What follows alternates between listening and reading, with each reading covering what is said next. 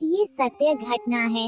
मैंने आज आपके सामने जिंदगी की वो तस्वीर पेश करना चाह रही हूँ जिससे आपको पता चलेगा कि औरत को प्यार के अलावा और कुछ भी नहीं दिखाई देता है। शादी के बाद, और अब आप ही बताएं, किसी का पति नामर्द हो तो उस औरत या लड़की को क्या करनी चाहिए?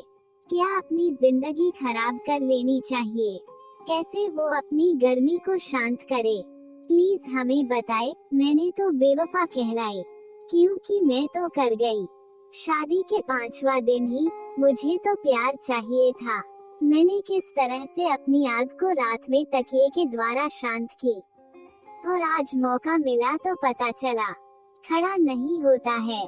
मैं क्या करती, क्या बिना प्यार के ही जिंदगी काट देती, या तो आग बुझाने के लिए कोई और सहारा लेती।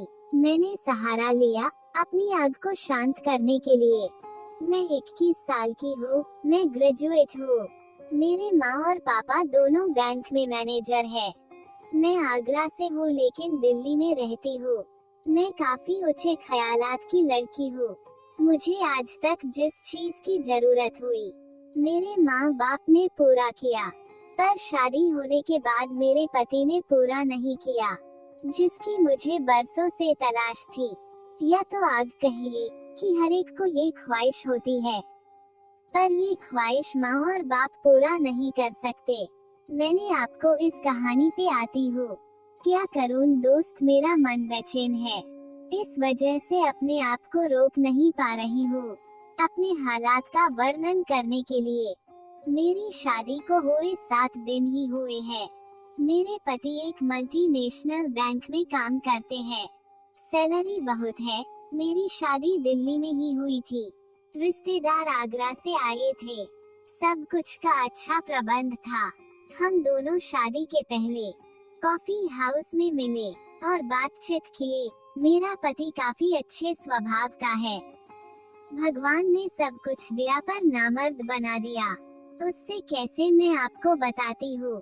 मैंने सुहागरात के दिन काफी खुश थी। ब्रांडेड ब्रा और पैंटी पहनी थी।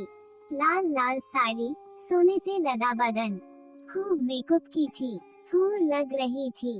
पर ये सब धरा का धरा रह गया। पति ने मुझे गोल्ड का चेन दिया और किश किया, वो भी ऐसे जैसे कि भाई रक्षा बंधन में बहन को किश करता हो माथे पे। मैंने वेट किया, अब मुझे बाहों में भरेगा और मुझे वो आनंद देगा जिसका मुझे इंतजार है। रात बिताती गई। वो पारिवारिक कहानी सुनाए जा रहा था, कभी माँ का, कभी चाचा का, कभी मासी का, कभी किसी का, कभी किसी का। तंग आकर मैंने ही पहल की, उसके होठ को चूमने लगी और ब्लाउज का हुक खोल दी।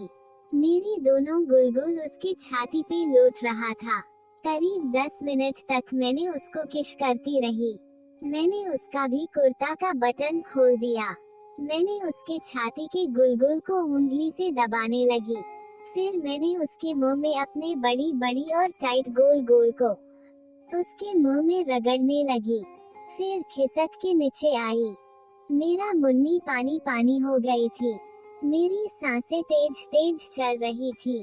पूरे शरीर में आंधी सी चल रही थी। आग की हिलोरे ले रही थी। मैं अब प्यार चाह रही थी।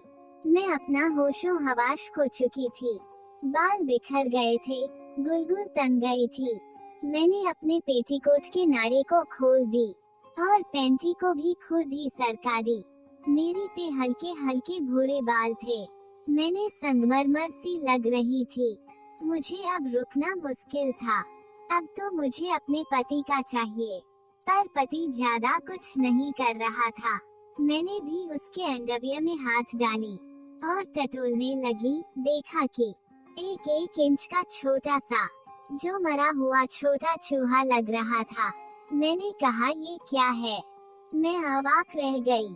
मेरा पति भी हड़बड़ा गया।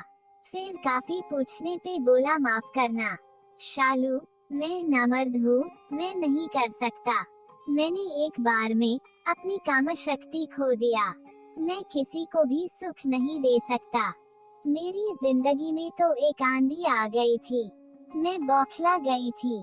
मैंने अपनी छुरी तोड़ने लगी थी, सामान इधर उधर फेंकने लगी थी। मैं जोर जोर से रोने लगी। तभी बाहर से मेरी सास का आवाज आया, बेटा क्या बात है? सब ठीक है। मैं शांत हुई और मेरा पति बोला, शालू मैं तुम्हें खुश रखूंगा।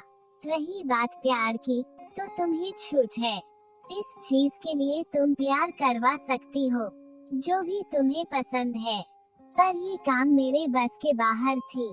मैं भला ऐसा कैसे कर सकती थी? मैं बिल्कुल भी ऐसा नहीं कर सकती थी। पर मैंने सोचा मैं और कर भी क्या सकती थी। मैं वापस भी नहीं जा सकती, क्योंकि मेरे माँ बाप जीते जी मर जाते। मैंने यही रहने का फैसला कर लिया। कहानी जारी रहेगी। वीडियो देखने के लिए चैनल को सब्सक्राइब करें और घंटी दबाकर ऑल पर सेट करें, ताकि सबसे पहले वीडियो आपके पास पहुंचे। धन्यवाद।